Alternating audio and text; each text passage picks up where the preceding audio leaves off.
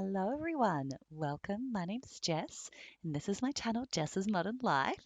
So for this week's What's for Dinner, we've got 4 new recipes for you guys. So all healthy, budget friendly, and meals your family should love. So let's get started.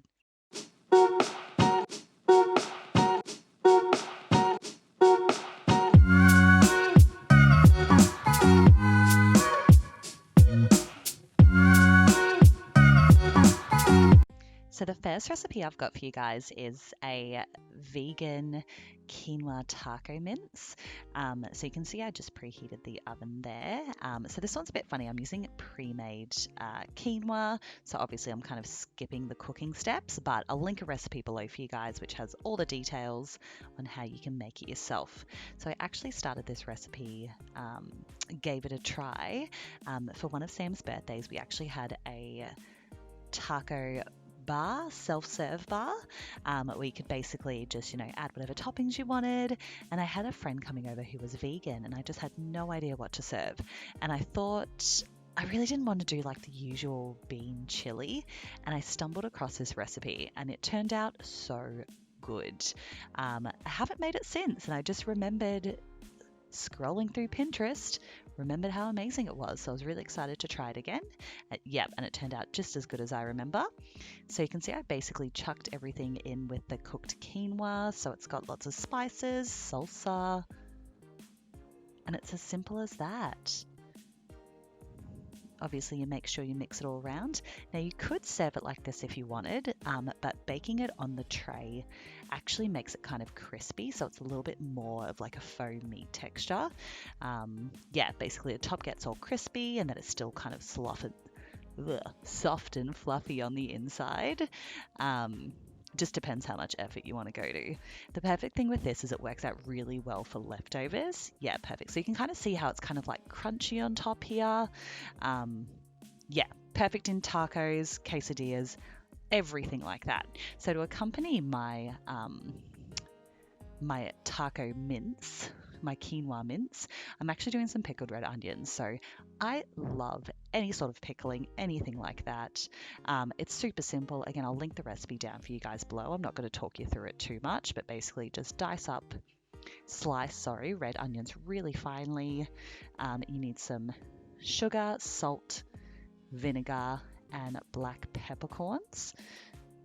So the recipe will have all the amounts for you guys. So basically we just pop everything into the pan, make sure the sugar's dissolved. We then want to make sure the liquid cools completely before putting it onto the red onion, if you want to kind of keep that crunch. If you do like it softer, then of course you can kind of cook the onions in the liquid a little bit as well. And we just leave that chill, and then transfer to a sterilized jar.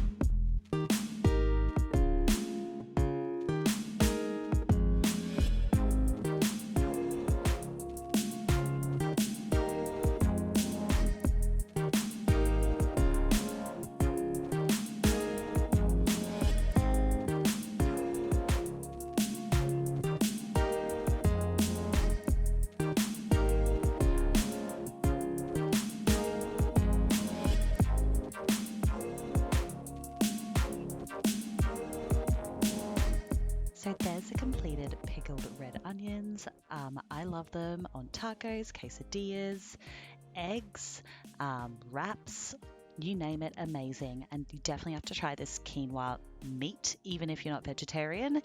It works out so well. I put on tacos with avocado and roasted sweet potato. Mm-mm-mm.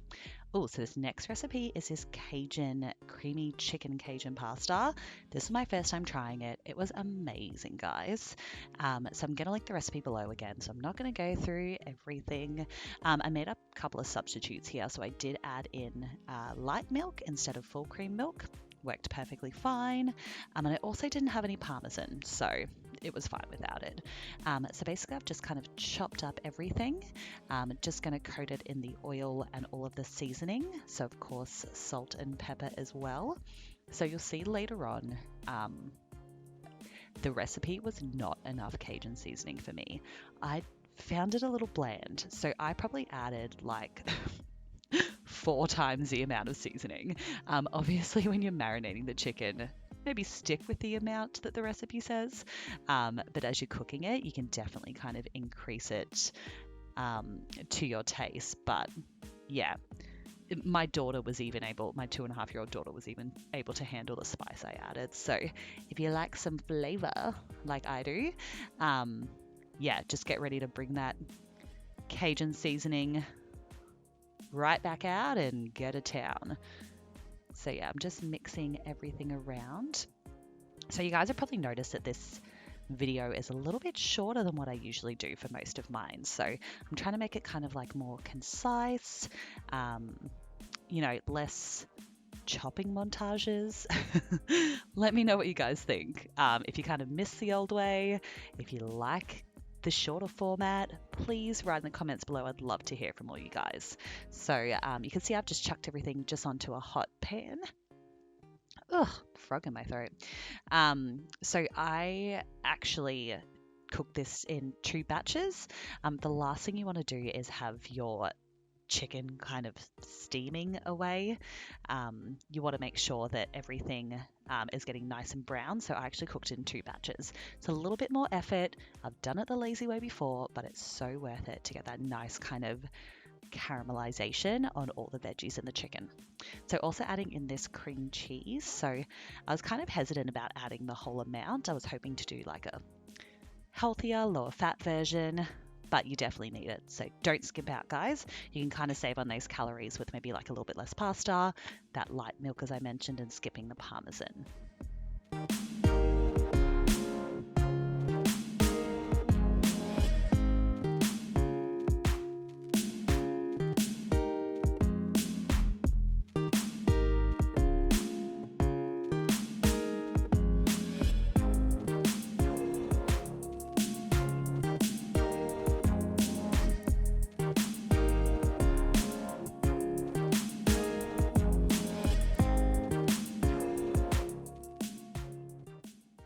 So here I am going to town on that Cajun seasoning, as you can see. And here is the finished product. So delicious, guys. And the leftovers were amazing. So really good freezer meal. So my next one is shakshuka.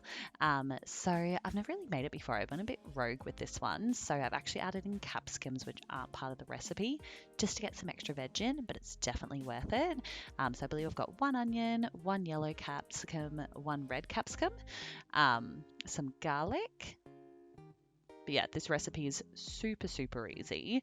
It's kind of like one of those stews where you can just kind of let it go for a while. If you're in a rush, it can cook for less. If you forget about it, no big deal. Added a really big thing of tinned tomatoes. You can see me living in my sweatpants. Welcome to the 3rd trimester. And you'll see my shirts always have this like little like wet patch on it from like the bench or whatever I'm doing, like because my belly always rubs on everything. If I'm baking bread, there's always like this flour line. The joys.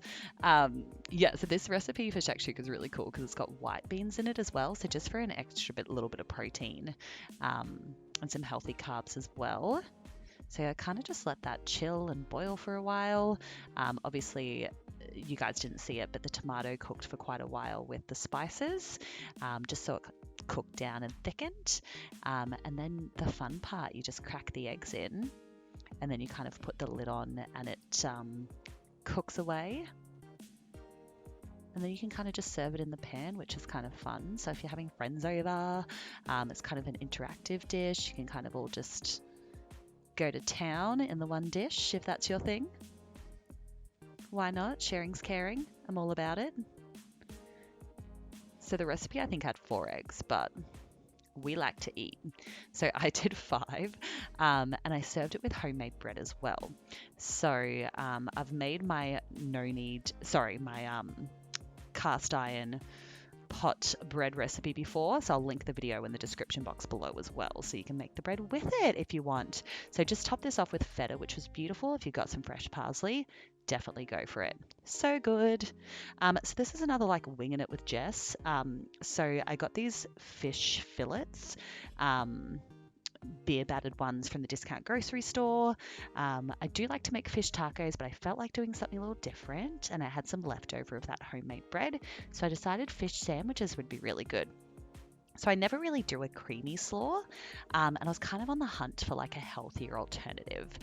So I found this amazing one with Greek yogurt. So you guys, again, recipe will be in the description box. But yeah, basically I followed the recipe to a T and it turned out delicious. So standard dressings anyway, you've got, your sugar, your fat, your acid, and your salt basically. So this one we've got white vinegar, Greek yogurt, honey for sweetness, or if you've got maple syrup, you could definitely go for that. Salt, pepper, and lemon juice. So it's pretty simple, and I feel like it's really a blank canvas, so you could kind of mix it with all different stuff. You could mix it with like some delicious Middle Eastern chicken, or I don't know. What else do you have slaw with? Fried chicken. Oh my gosh, that would be amazing. But yeah, worked really well with these fish sandwiches. I just chucked those sandwiches, the fish, in my air fryer because my air fryer is life. If you don't have one, get it. It's amazing. And just made for a really easy lunch for Blake and I. Just mix that all around. It's not always the best for leftovers though. So I did eat the slaw a couple of days later. It gets a bit soggy. You can always just kind of portion out the dressing and the salad and mix it separately. But yeah, turned out so well. Loved it. And that's it for this week, guys. Hope you enjoyed this video. Don't forget to like and subscribe. And I hope to see you all next week. See you later. Bye.